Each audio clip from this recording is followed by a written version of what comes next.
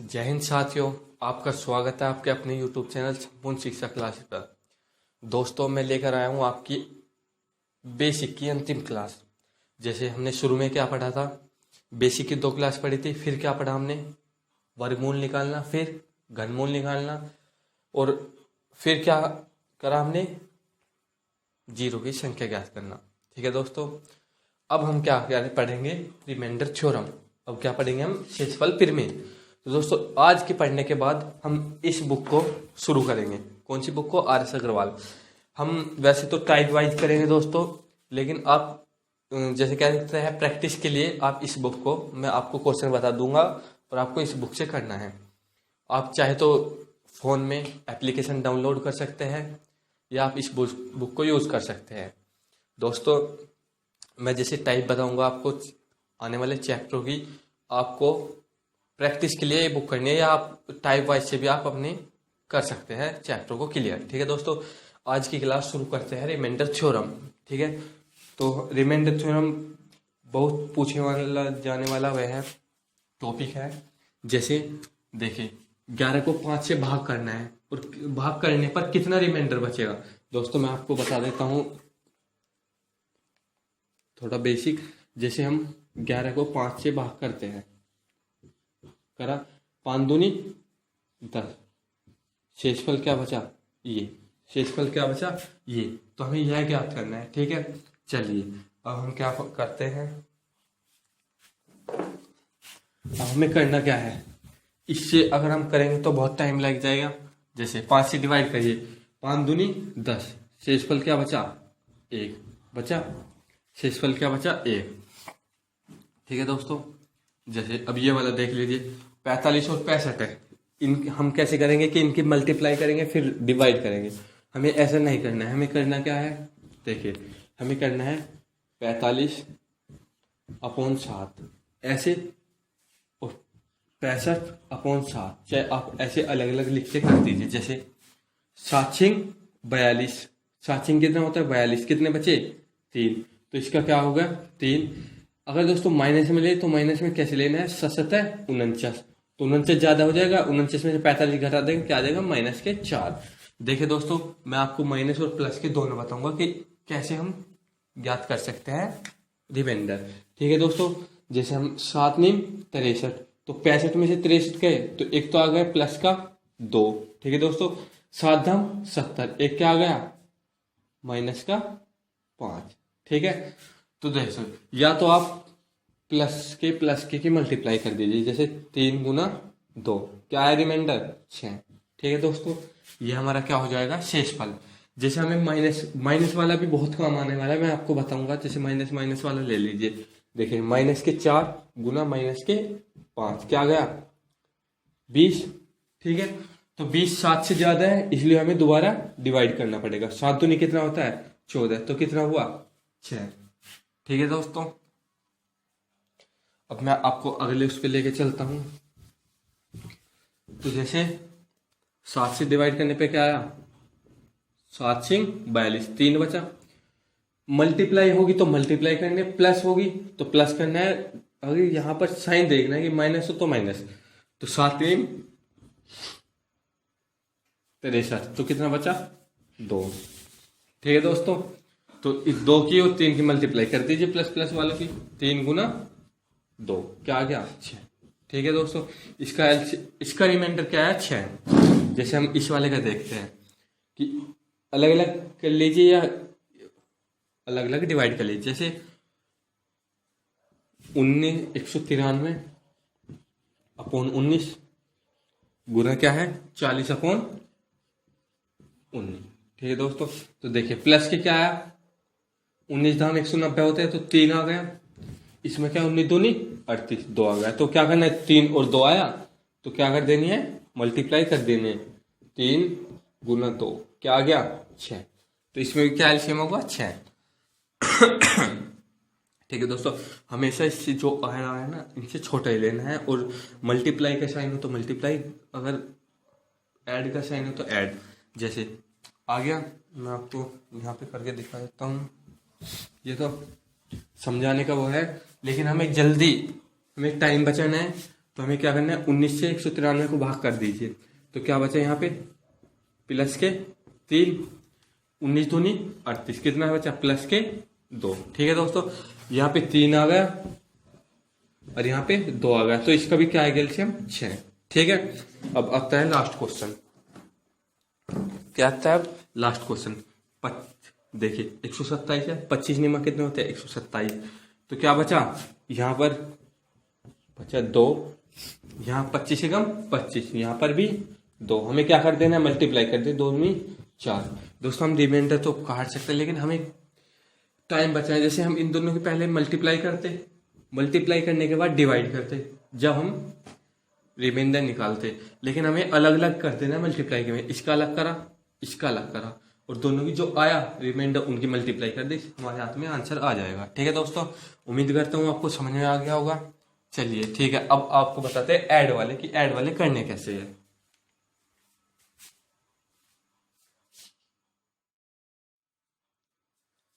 चलिए दोस्तों, अब आपको बताते हैं ऐड वाले कि ऐड वाले में रिमाइंडर कैसे निकालना है। ठीक है, तो देखिए मैंने आपको माइनस और प्लस में दोनों बता दिए। 100 से हम डिवाइड करेंगे तो प्लस में तो 95 आएगा, लेकिन माइनस में क्या आएगा, माइनस में -5।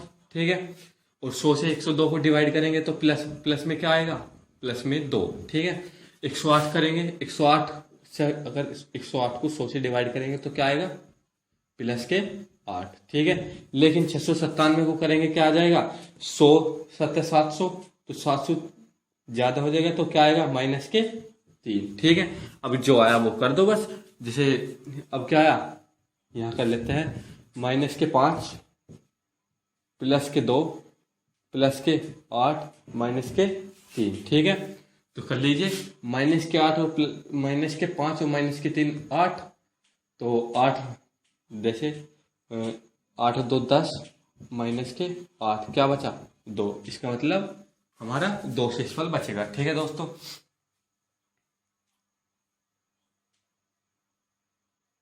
ठीक है, चलिए अब आते हैं ये को क्या, फैक्टोरियल है। देखिए फैक्टोरियल को ऐड करने पर आपके लिए यह इंपॉर्टेंट क्वेश्चन रहेगा। जैसे करिए, जैसे हम अलग अलग लिख लेते हैं, जैसे 1/10 हो गया।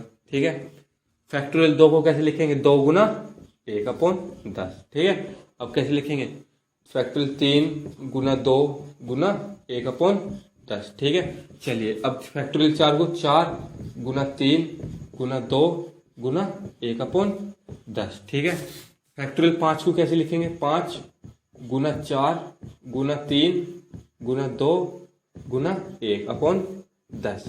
ठीक है, 6 डैश। देखिए दोस्तों, अगर हम आगे देखें, 5 दूनी कितना होता है 10, तो 10 से 10 कट जाएगा, मतलब यदि आगे कट जाएगा तो शेषफल तो बचेगा नहीं, क्योंकि पूर्णतः विभक्त हो जाएगा।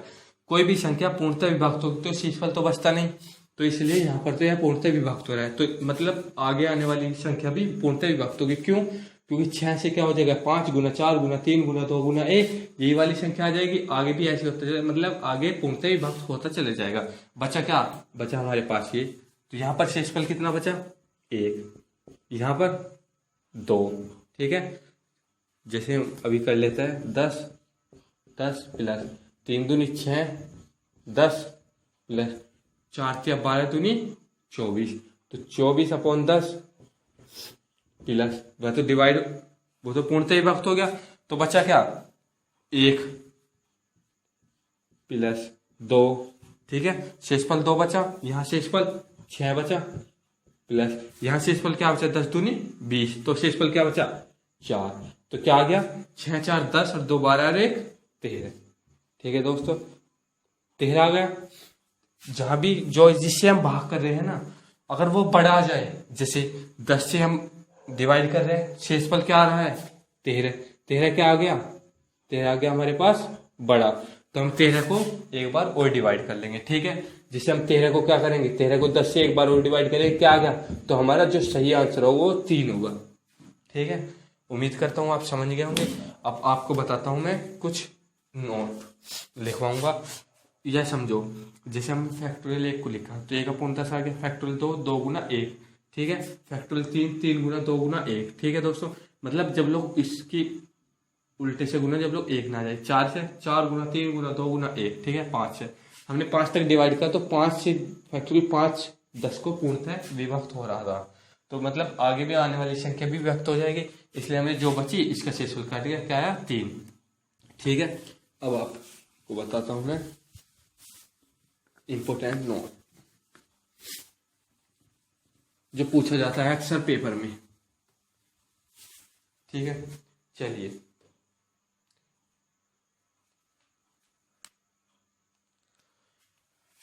क्या लिखना है, नोट, बहुत पेपर में पूछा जाता है। यदि लिखे, यदि कोई भी नंबर, यदि कोई भी नंबर 6 बार रिपीट हो रहा हो, क्या, यदि कोई भी नंबर 6 बार रिपीट हो रहा हो,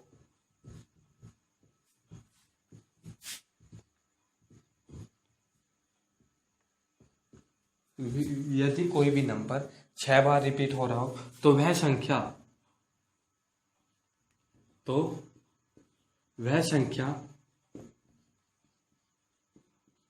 7, ठीक है।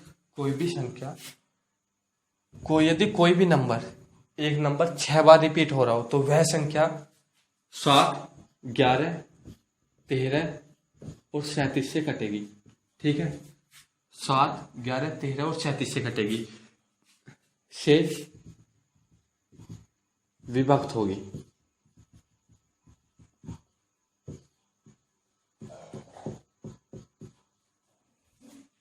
जैसे एग्जाम्पल में क्या पूछा गया है, जैसे एक क्वेश्चन पूछा गया है पेपर में कि 6 मतलब 6 बार रिपीट हो रहा है, क्या 6 बार रिपीट हो रहा है, तो उसमें पूछा गया कि यह संख्या किससे पूर्ण विभक्त होगी।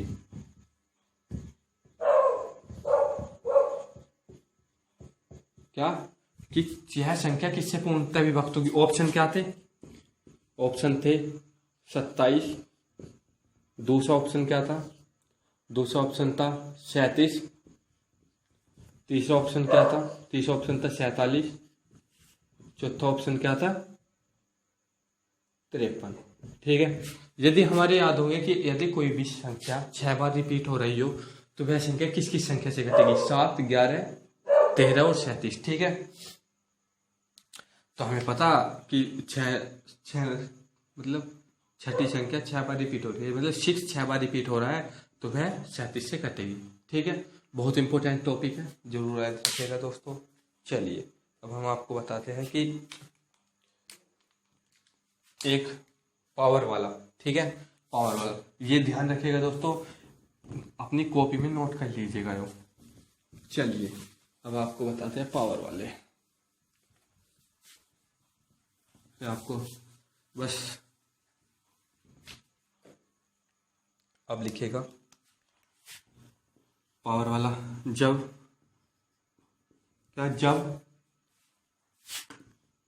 127 की पावर 97 को प्लस 97 की पावर 97 को 32 से 127 की पावर 97 की पावर 97 को 32 से विभक्त किया जाए,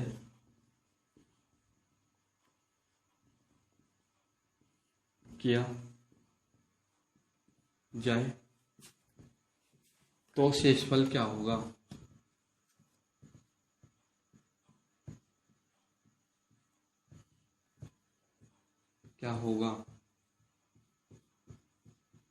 ठीक है दोस्तों, आपसे क्या पूछा गया, जब 127 की पावर 97 प्लस 97 की पावर 97 को 32 से विभक्त किया जाए तो शेषफल क्या होगा, यार एग्जाम में पूछा गया क्वेश्चन है, ठीक है। हमें इसमें बहुत टाइम लग जाएगा। तो हमें करना क्या है, बस हमें कुछ कंडीशन याद रखनी है, ठीक है। जैसे हमें ये ए मान लीजिए, जैसे हमें ए की पावर n माइनस बी की पावर n मिल जाए। क्या याद करनी है हमें, कंडीशन याद करनी है। कुछ कंडीशन है, हमें ये याद हो गई तो हम क्वेश्चन को बहुत आसानी से और बहुत टाइम बचा सकते हैं। ये ए की पावर n माइनस बी की पावर n, ठीक है। ए की पावर n बी की पावर n को क्या कर सकते हैं, ए प्लस बी से इसका क्या होगा, ए प्लस बी कर दो या ए माइनस बी। यदि हम ए की पावर n और बी की पावर n इन दोनों को जोड़ दो या घटा दो, क्या आ जाएगा, शेषफल आ जाएगा। क्या, कब, यह स्थिति कब उत्पन्न होगी, यदि n, दोस्तों n क्या होगा, यदि n क्या हो, n हो सम, ठीक है। यदि n क्या हो सम, मतलब n क्या हो इवन, ठीक है दोस्तों, n क्या हो इवन। और दूसरी स्थिति कब पैदा होगी, a की पावर n माइनस बी की पावर n, ठीक है। यह किससे डिवाइड होगा, a माइनस बी से। क्या, कब, केवल a की पावर n माइनस बी की power n a minus b से कब डिवाइड, a माइनस बी शेषफल कब आएगा, शेषफल है दोस्तों, शेषफल कब आएगा, यदि n क्या हो विषम संख्या, ठीक है, n क्या हो विषम संख्या, ठीक है दोस्तों। चलिए अब आता है तीसरी कंडीशन, a की पावर n प्लस b की पावर n, ठीक है। a की पावर n बी की power n, a plus b, इसका क्या होगा, a प्लस बी, a की पावर n और b की पावर n, शेषफल क्या आएगा, a प्लस बी।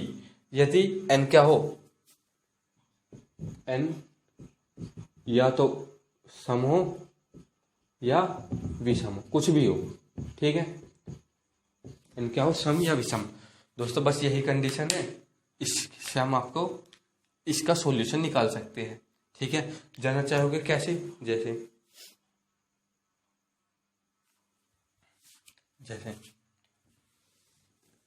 प्लस, जैसे उम्मीद करता हूँ समझ गए होंगे आप। ये वाला कैसा है, ए की पावर n प्लस बी की पावर n, हमें इससे क्या करना है, a प्लस बी करना है। यदि क्या हो, n क्या हो, या तो ओड हो या इवन, दोनों में से क्या हो, कैसा भी।